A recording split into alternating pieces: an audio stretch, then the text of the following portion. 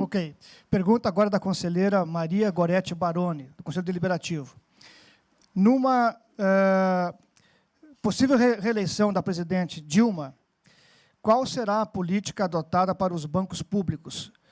Eu entendi que é uma questão de ênfase, né? As duas alternativas. A primeira, intensificar a aproximação com o mercado, então uma atuação mais focada no mercado, ou dois, ter uma política voltada para o desenvolvimento social do país, viabilizando créditos para a infraestrutura e geração de empregos. Eu me permito acrescentar à tua pergunta, Goretti, uma reflexão que é a seguinte. Até pela sua descrição inicial do papel dos bancos públicos, né, Banco do Brasil e Caixa teriam um papel, continuariam tendo um papel que já tem no atual governo, de fomentar desenvolvimento, investir em projetos sociais, estar em regiões onde outros bancos não estejam, e isso possivelmente poderia trazer alguma diminuição de rentabilidade em comparação com bancos privados que operam só com filé mignon, né? Aí a questão seria, se a ênfase for esse papel mais desenvolvimentista, quer dizer, com outras funções, além daquelas que geram bastante dinheiro, comuns aos bancos, na sua visão, qual seria o modelo de financiar isso? Quer dizer, seria permitir que o Banco do Brasil tivesse licença para lucrar menos que os outros? Ou valeria até aportes do Tesouro para compensar essas atividades com menor rentabilidade ou até com falta de rentabilidade? É engraçado, licença para lucrar menos. Não é isso, Sérgio. A gente não quer descapitalizar o banco e...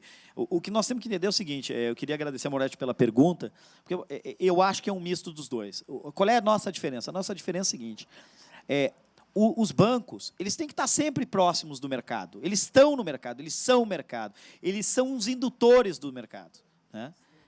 Muito do que o Banco do Brasil faz hoje é copiado pelos bancos privados. Então, isso é importante lembrar. Então, o Banco do Brasil, a Caixa, o BNDES, eles estão no mercado. Hoje, por exemplo, vou dar um exemplo. Hoje, a política de participação do BNDES, o BNDESPar, sempre que o BNDES entra na participação de uma empresa ou fomenta e dá musculatura para as empresas, principalmente com uma visão dessas empresas poder estar participando na cadeia global de competição, tu tem as fundações e os fundos do Banco do Brasil, da Caixa entrando, tu tem os fundos privados entrando. Hoje, a política de participação do banco, ela alinha, inclusive, a política de participação dos bancos privados. Se a gente vê a participação do Itaú, dos grandes fundos, eles entram sempre quando o BNDES está entrando. Então, eu diria o seguinte, primeiro, estar próximo do mercado não significa tirar o papel de fomentador e indutor da economia do banco, como os nossos adversários gostariam. Então, portanto, está dentro do mercado, dar a linha, ser o exemplo para o mercado, e eu diria que é o papel que nós queremos para o Banco do Brasil, para a Caixa e o BNDES.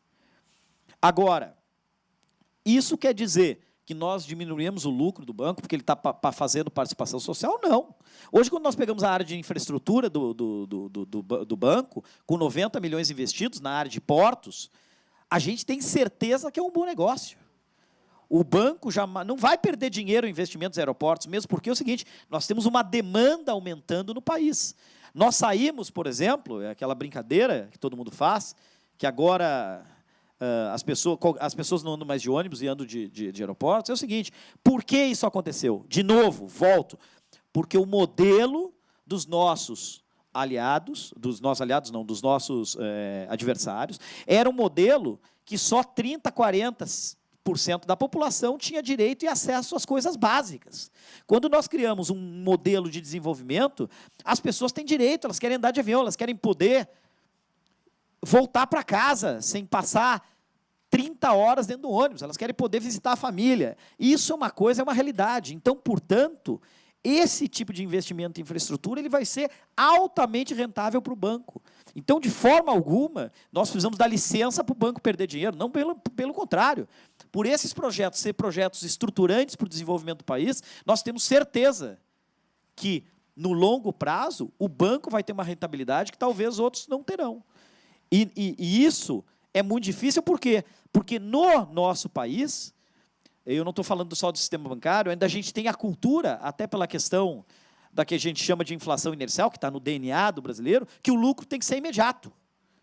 A gente sabe que a taxa de retorno de vários países, como os Estados Unidos, quando chega lá e diz assim, eu tive retorno de um projeto de 20%, taxa de lucro 30%, é um absurdo no retorno. Eles não têm isso, eles têm retorno de 2%, 3%, 4%, entendeu? E nós falamos no Brasil taxa de retorno de 20%, 30%. Também o governo não quer interferir na taxa de retorno, né, como muitas pessoas falam, não é isso. Mas nós sabemos do nível de retorno. Então, portanto, a gente sabe, e eu te respondia, Sérgio, complementando a Moretti, dizer o seguinte, não, o governo brasileiro não precisa dar licença para o banco parar de ter rentabilidade. É só ver os números da nossa rentabilidade nos últimos anos. O banco quase triplicou, quadruplicou a rentabilidade do banco, seu patrimônio líquido, quer dizer, todos os indicadores são extremamente positivos. E o fato de investir em social e infraestrutura não tira a rentabilidade. Na verdade, ele vai aumentar a rentabilidade, porque nós vamos continuar fazendo o país crescer e se desenvolver. E os números têm provado isso. Entendeu? Nós temos, por exemplo, pega a Caixa, Minha Casa Minha Vida, tu vê como ela entrou numa parcela que não existia, era um mercado que não existia. E isso nós vamos ver cada vez mais no país. Vamos pegar um exemplo, que eu acho que o BNDES e o Banco do Brasil e a Caixa têm um papel importante a cumprir, que a gente não discutiu ainda. A área de serviços, por exemplo. A área de serviços, hoje, o Banco do Brasil vem tendo um papel importante no financiamento, mas ainda a gente tem dificuldade hoje de financiar a Project Finance, por exemplo. Por quê? Porque nosso sistema de financiamento e principalmente do problema de garantias, ele é uma coisa muito voltada à garantia real. Tem que dar a casa, tem que dar o carro. Essas amarras, ao longo do tempo, elas vão se perder. E provavelmente, quando a gente tem startup em alguns setores de serviços, Project Finance, o banco, no início, ele vai ter um retorno baixo, mas logo depois vai ter um retorno muito importante. E o banco está preparado, qualificado para estar fazendo isso é fundamental. Então, eu diria que não. Na nossa visão, mesmo o banco aumentando sua participação, ele vai ter uma rentabilidade muito boa sempre.